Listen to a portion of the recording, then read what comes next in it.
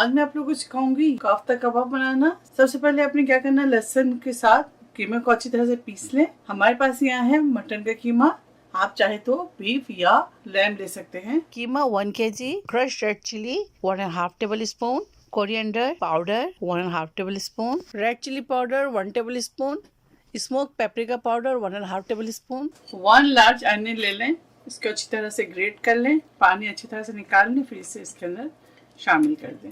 Half cup parsley शामिल कर दें।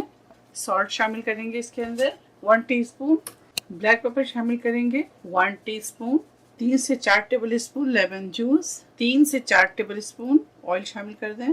बेकिंग सोडा शामिल करेंगे हाफ टी स्पून। अच्छी तरह से इसे मिक्स करेंगे। ध्यान रहे कि कीमा के अंदर बिल्कुल पानी ना हो। पानी को अब अच्छी तरह से इसके अंदर से ड्रेन कर लीजिएगा। चलिए अब इसे आधे घंटे के लिए फ्रिज में रखेंगे। चलिए कबाब बनाते हैं और आपको दिखाते हैं। बिस्मिल्लाह।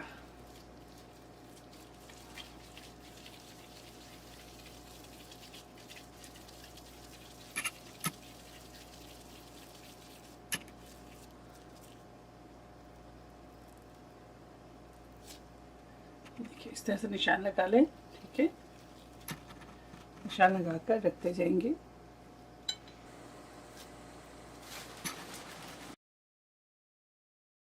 इसके अंदर ऑयल डालेंगे।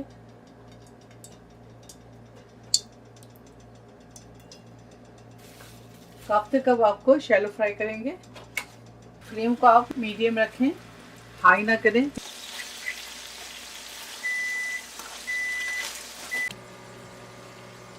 ये देखिए सारे एक जगह कर लें और अच्छी तरह से इसके पानी को ड्राई कर लें।